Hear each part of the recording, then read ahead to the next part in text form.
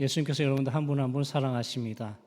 그 다함이 없는 사랑에 늘 감격하며 신앙생활할 수 있기를 바랍니다.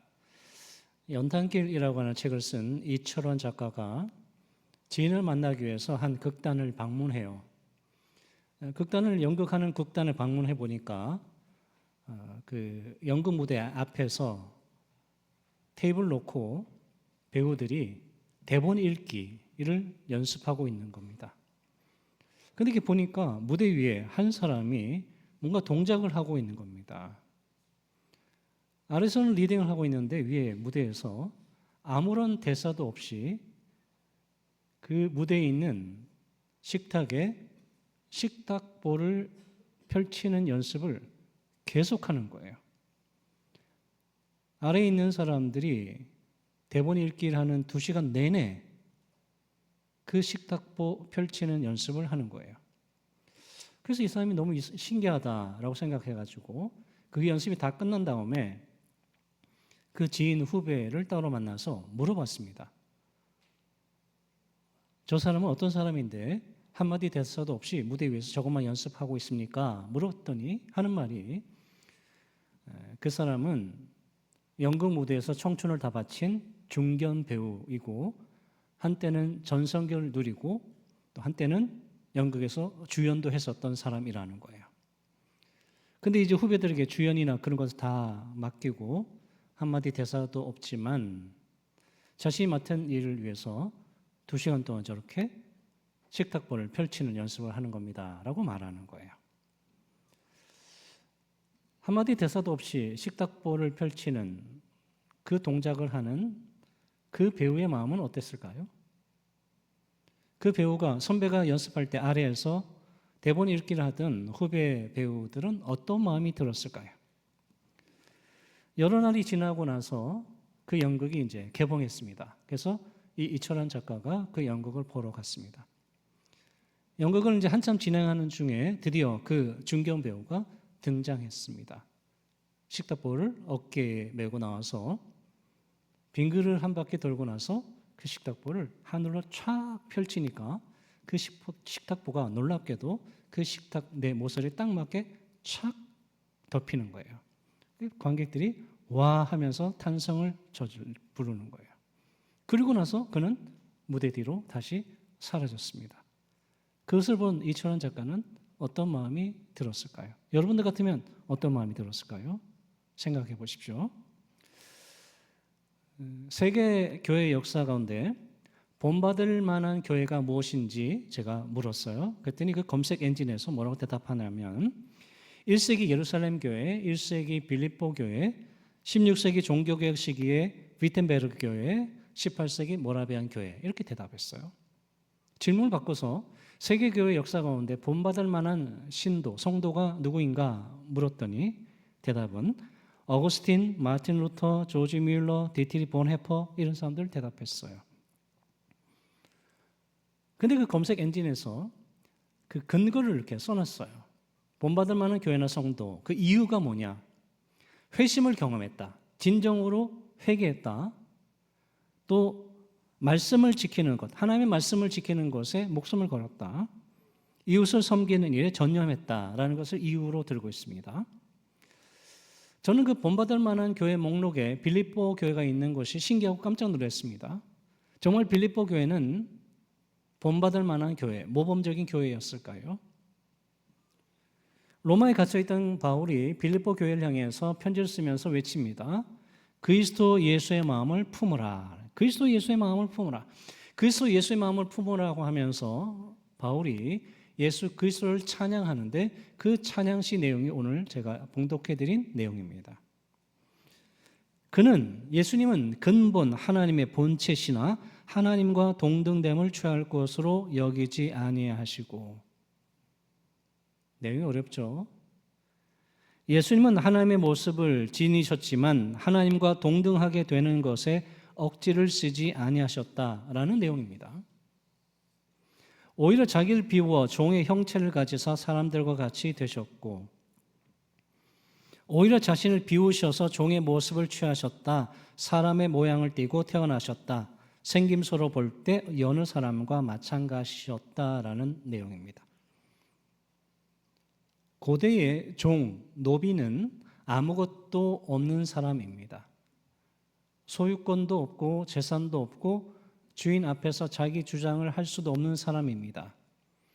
고대에 사람이 스스로 종이 되겠다고 하는 사람은 아무도 없었을 겁니다. 제가 20대 때 예배 드릴 때마다 조금 불편한 게 있었습니다. 요즘은 그렇게 기도하는 분이 없는데 옛날에는 그렇게 많이 기도했던 것 같아요. 70년대, 80년대 대표기도 하시는 분이 설교자, 목회자를 위해서 기도하면서 하나님의 종님에게 이렇게 얘기해요. 하나님의 종님에게 성령이 임하셔서 이렇게 얘기해요. 종하고 님은 어울리는 단어가 아니에요. 종은 그냥 종이지 종에게 님을 붙이면 안 돼요. 참 불편했어요. 제가 그때 20대 초반에 그 교회에서 교사로 봉사할 때 그 교회 섬기던 부목사 한 분이 연말에 사임을 하면서 앞에 나와서 인사하면서 저는 딱 한마디만 하겠습니다. 제가 어디 가서 사역을 하든 종님이 아니라 종놈으로 사역하겠습니다. 제가 그분의 이름은 기억 안 나지만 그분이 말하는 것은 제 뇌리에 꽂혔습니다. 저도 종놈으로 사역해야 되겠다. 20대 때 그렇게 결단했었습니다. 왜냐하면 예수님께서 종이 되셨어요. 예수님이 종이 되셨습니다. 예수님이 자신을 비우셨다. 예수님이 자신을 비우셨다라는 것은 좀 어려운 내용이에요. 삼위일체 하나님, 예수님, 성령님, 삼위일체 하나님이라고 하는데 그 예수님이 이 땅에 오셔서 자기를 비운다는 것은 신성, 신이 됨을 버리는 것이 아니라 하나님과 동등된 것을 비우는 것을 말합니다. 영광 받으셔야 되는데 그 영광 받는 것을 억제하시고 자기를 제한하시고 이 땅에 내려오신 것을 말합니다. 사람의 모양으로 나타나사 자기를 낮추시고 죽기까지 복종하셨으니 곧 십자가에 죽으심이라.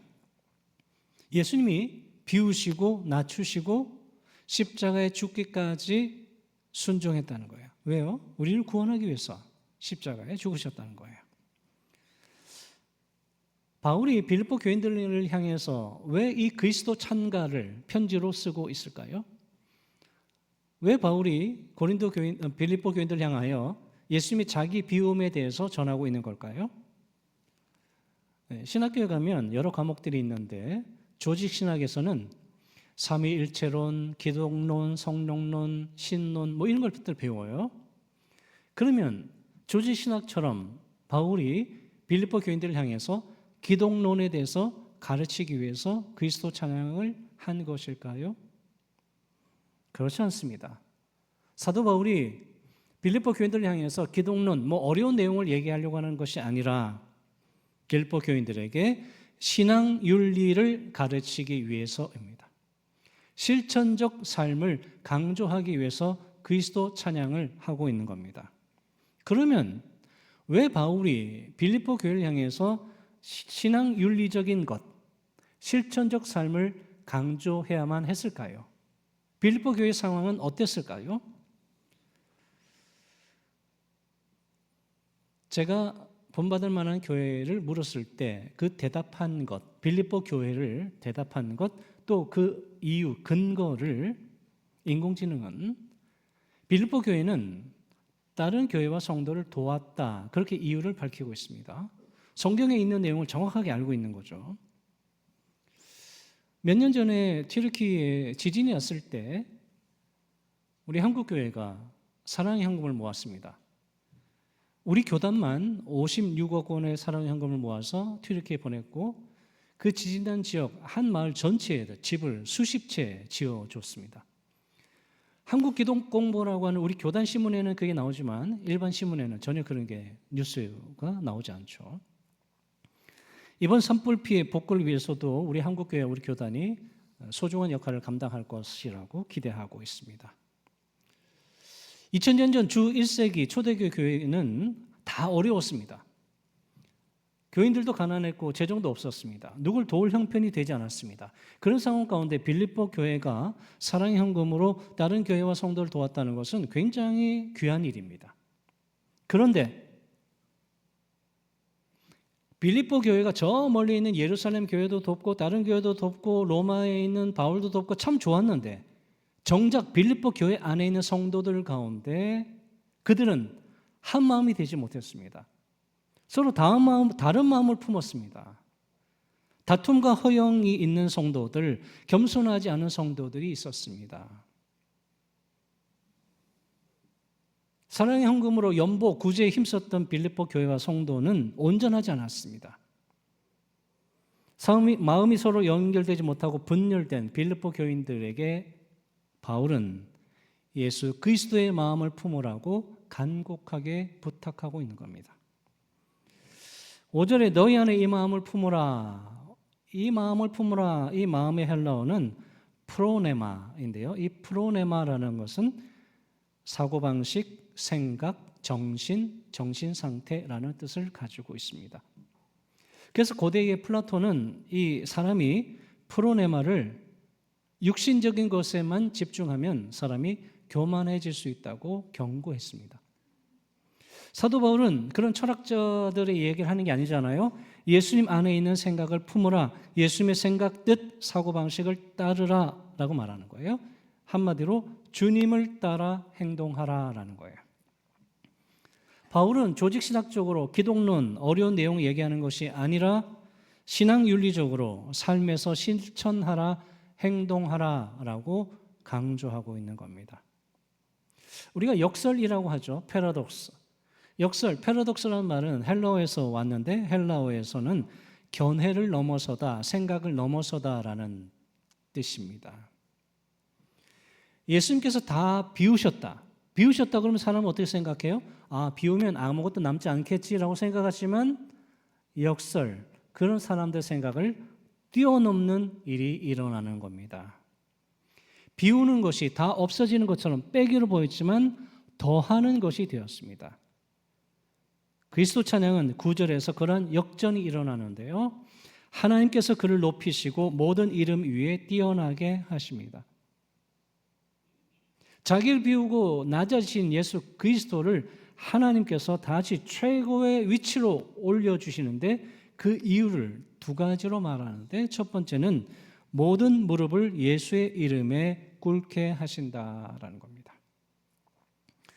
이것은 구약시대 하나님께서 이사야 선지자를 통해서 예언한 것에 대한 성취인데요. 구약시대 이사야 45장 23절에 내가 나를 두고 맹세하기를 너의 입에서 공의로운 말이 나갔은즉 돌아오지 아니하나니 나에게 모든 무릎이 꿇겠고 모든 혀가 맹세하리라 하였노라. 이 말씀은 요한계시록 4장과도 연결됩니다.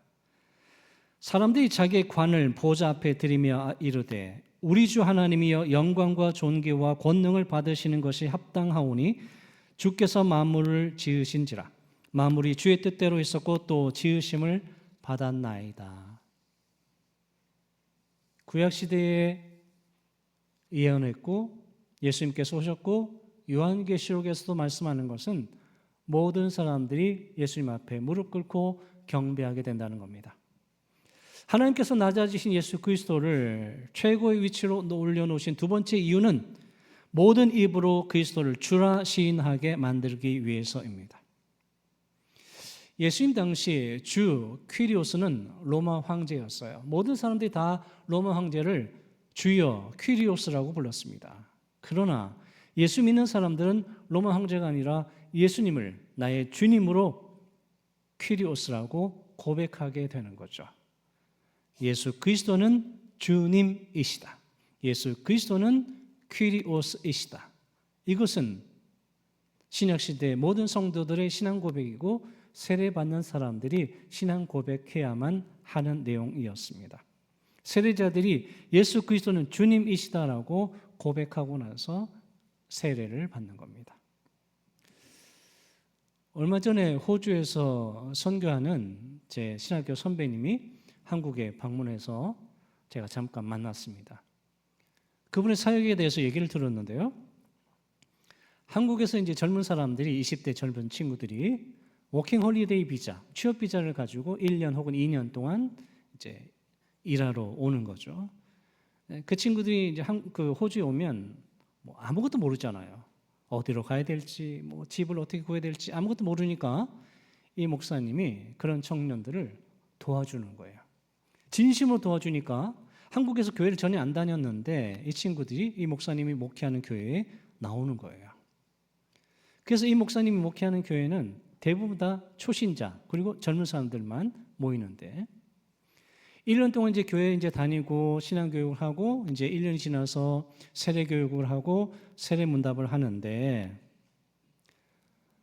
그 젊은 친구에게 예수 그리스도는 주님이시다. 당신의 퀴리오스 주인으로 섬길 것인가? 라고 물으면 질문한다는 거예요. 예수님이 주님이시다라는 것이 무슨 의미입니까? 예수님이 주인이라는 것이 무슨 의미입니까? 라고 물으면 이 목사님 대답하기를 당신이 지금까지 당신이 주인으로 살았지만 이제는 예수님이 당신의 신앙과 삶의 주인으로 모시는 겁니다. 라고 설명하면 아멘 하는 청년도 있고 어떤 청년은 못하겠습니다. 저는 아직까지 제가 주인이고 예수님을 주인으로 섬기지 못하겠습니다. 다음에 세례받겠습니다. 그런 사람도 있다는 거예요. 이 목사님 보기에 안타깝지만 한편으로는 진실된 모습이라고 생각한다는 거죠. 왜냐하면 수많은 교인들 가운데 예수님을 주인으로 진정한 주인으로 섬기지 않으면서 겉으로만 예배드리는 사람들이 얼마나 많으냐라는 거예요. 그 사람보다는 그래도 오히려 더 솔직하고 진실한 것이 아니냐라는 거죠. 요한복음 13장에서 예수님께서 제자들의 발을 씻기는데요. 그 제자들의 발을 씻기는 것과 오늘 그리스도 찬양은 상당히 유사합니다. 여러분들 오늘 오후 집에 가셔서 요한복음 13장과 오늘 빌립보서 2장을 한번 읽어보시기 바랍니다. 어떤 점에서 유사한지 찾아보시길 바랍니다. 예수님께서 자기를 비워서 겸손한 종으로 오셨고 제자들의 발을 씻기시고 십자가를 지셨습니다. 예수님께서 그렇게 자기를 다 비우시지만 하나님은 예수님을 높여주십니다. 사람들을 주님 앞에 무릎 꿇고 경배하게 하시고 예수님을 주님이라고 고백하게 하시는 거예요. 인류 역사에서 최고의 역설, 최고의 반전입니다. 이철환 작가는 그 연극에서 대사 없이 한 동작만 하고 연극 무대 뒤로 사라진 사람을 보면서 벚꽃이 생각났다 그렇게 말합니다. 왜 벚꽃이 생각났을까요? 사람들의 마음을 얻기 위해서 1년 동안 준비해서 꽃을 피우는 벚꽃 그리고 한두 주 지나서 사라지는 벚꽃이 생각났다는 거예요. 아무것도 아닌 배역으로 관객의 탄성을 이끌어내는 중견 배우의 모습을 보면서 빛이 나고 싶다면 가장 낮은 곳으로 가야 한다는 삶의 의미를 깨달았다고 합니다. 이 작가는 인간됨을 확장해가는 것은 사랑이다. 자신을 귀하게 여기고 다른 사람을 귀하게 여기라고 말하고 있습니다. 저는 이 이철환 작가의 책의 글을 보면서 이 글과 오늘 말씀에서 마음으로 번역된 프로네마가 의미상통하고 있다는 것을 발견합니다. 프로네마, 뜻, 생각, 사고방식이 자신의 이기적 욕심에 치우쳐 있으면 사람은 교만해지고 다른 사람들과 불화하고 분열합니다. 그러나 주님의 생각을 따라 행동하면 서로에게 사랑을 보여주고 감동을 줄 수 있습니다. 제가 얼마 전에 지인 장례식장에 갔는데 장례식장 로비에 들어가는 보니까 기자들이 있고 막 카메라가 엄청나게 많이 서 있는 거예요. 그래서 웬일인가 했더니 한 연예인의 장례식이 있어서 그랬다는 거예요. 그래서 생각이 났어요. 죽고 나서 조명을 받는 것이 무슨 의미가 있는가? 사람의 사고방식, 생각, 프로네마가 교만과 권력을 향하지 않고 겸손하게 사람을 섬겨나갈 때 그 삶이 의미가 있지 않을까 생각합니다. 우리 성도의 인생을 연극 배우와 무대로 비유했을 때 내가 주연이고 대사가 많아야만 하나님께서 인정하실까요? 주목을 받지 못해도 한마디 대사가 없어도 자신을 사랑하고 자신이 맡은 역할, 자신이 하는 일을 사랑하고 다른 사람을 존중할 때 하나님께서 인정하지 않으실까요? 예수님께서 예루살렘에 입성하실 때 수많은 조명이 다 예수님을 향했습니다. 수많은 사람들이 환호성을 질렀습니다. 그러나 예수님은 그 수많은 인파, 그 사람들의 환호성 달거워하지 않았습니다. 기뻐하지 않았습니다. 왜? 그들 마음 중심에 예수님을 주님이라고 믿는 고백이 없었기 때문이죠. 예수님은 묵묵히 십자가를 가셨습니다. 아무런 조명을 받지 못한 채 골고다 언덕 십자가에 달려 죽으셨습니다. 우리는 종료주일, 이 순환주일에 다시 한번 주님의 마음을 생각해 보아야 합니다. 십자가의 길로 가셨던 그 주님의 마음은 어떠했을까? 주님의 마음. 예수님의 생각과 뜻, 마음을 따르는 주님의 종, 겸손한 종으로 신앙생활을 할 수 있기를 주님의 이름으로 축원드립니다. 기도하겠습니다.